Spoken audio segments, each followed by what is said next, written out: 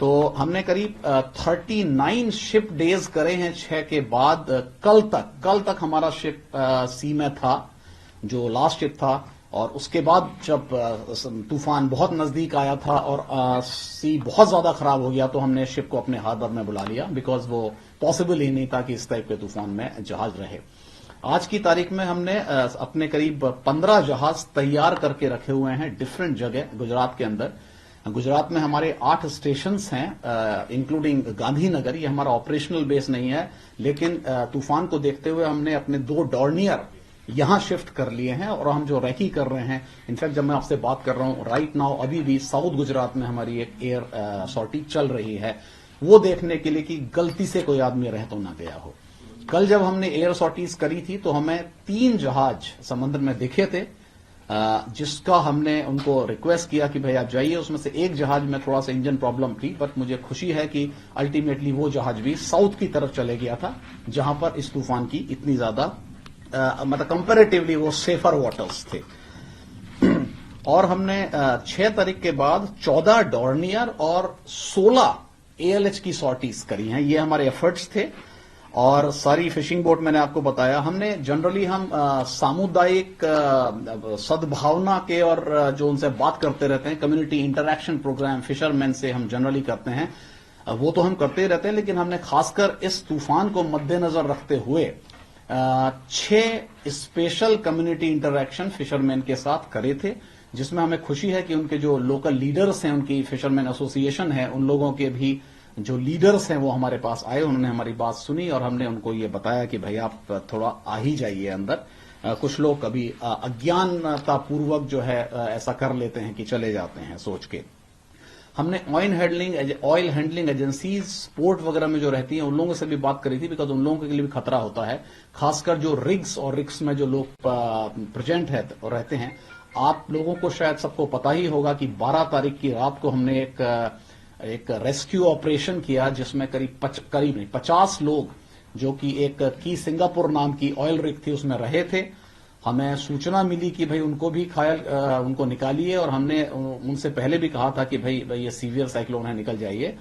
तो उस समय तक मौसम काफी खराब हो गया था, लेकिन जब हमें लगा कि इमरजेंसी ज्यादा है, राज्य सरकार ने भी हमें बोला, केंद्र सरकार की तरफ से भी डिपार्टमेंट से हमें खबर आई थी, हमारे अपने कोस्ट गार्ड हेडक्वार्टर दिल्ली से हमें खबर आई। तो बहुत ज्यादा मौसम कंड्यूसिव ना होने के बावजूद भी हमने उस दिन 12 तारीख की रात को 3 सॉर्टीज करी। एक टेम्परेरी हेलीपैड ओखा से, जहां पे हमारा स्पेशल है, हमारा परेड ग्राउंड है वहां से हमने वो जहाज को उड़ाया। और मुझे बड़ी खुशी है कि हम उस दिन शाम को 26 लोगों को हमने इवैक्यूएट किया की सिंगापुर से।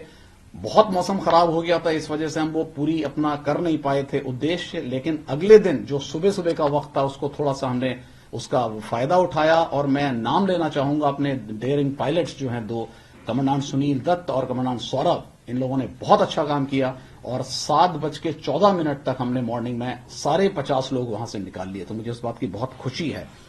उसके अलावा हमने मरीन पॉल्यूशन टीम जो है हमारी, वो भी हमारा काम है, हम नोडल एजेंसी हैं, अगर सी में कुछ होता है वो हमने अपने तैयार करके रखे हुए हैं डिफरेंट प्लेसेस में।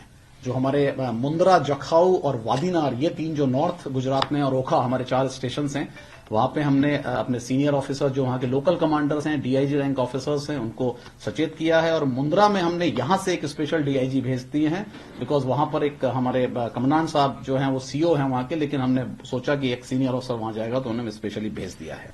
तो ये तो हमारा अभी तक का जो काम रहा इस प्रिपरेशंस में, ये रहा।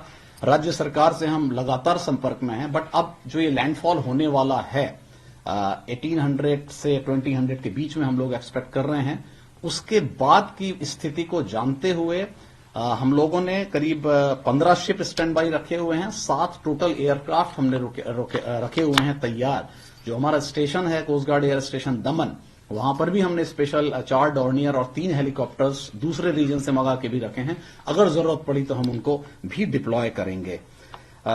जो हमारी डिजास्टर रिलीफ टीम्स हैं 27 हमने बना के रखी हुई हैं, जिसमें जेमनीज हैं, उनके पास डाइवर्स हैं और बाकी रिलीफ मटेरियल है जो एक स्टैंडर्ड प्रैक्टिस होती है। 53 OBMs जो ऑनबोर्ड इंजन्स होते हैं जहाज के, कभी हमें OBM हम निकाल के कहीं और लगाना पड़ा, अगर फ्लडिंग होती है कहीं पर लोअर एरियाज में, उसमें ऑपरेट करनी पड़ी जहाज। और हमने करीब 200 लाइव बॉयज और 1000 लाइव जैकेट्स भी अलग से इंतजाम करके हमने तैयार रखा हुआ है डिफरेंट स्टेशन पे। अब हमारा इम्फेसिस थोड़ा सा नॉर्थ गुजरात में है, दैट इज जखाऊ, मुंद्रा, वादिनार और ओखा की हमें लगातार स्थिति मिल रही है। लोकल कमांडर मेरे को इन्फॉर्म कर रहे हैं सी बहुत खराब है, हवा काफी चल रही है, बट अभी तक अच्छा है कि चीजें कंट्रोल में हैं और हम उम्मीद करते हैं कि सहायता की जरूरत ना पड़े, बट अगर पड़ेगी तो हम लगातार संपर्क में हैं स्टेट गवर्नमेंट के भी। देखिए सी, जहां तक आप सी की डिफरेंट नंबर से हम सी स्टेट 1, 2, 3, 4, 5 बोलते हैं। जनरली नॉर्मल केस में अगर 4 हो जाती है सिचुएशन तो हम लोग खैर अपने मिनिमम जहाज रखते हैं। जहाज तो हमारे हमेशा बाहर रहता है, कोई उसमें वो नहीं है। लेकिन सी स्टेट काफी खराब हो गई थी। मेरे ख्याल से 10 तारीख के बाद हम लोगों के एरिया में सी स्टेट काफी खराब थी और हमारे जहाज छोटे बड़े दोनों सी स्टेट 4, 5 रिपोर्ट कर रहे थे। परसों से जब हमारा ऑपरेशन चल रहा था की सिंगापुर का, उस समय सी स्टेट 6 हो गई थी।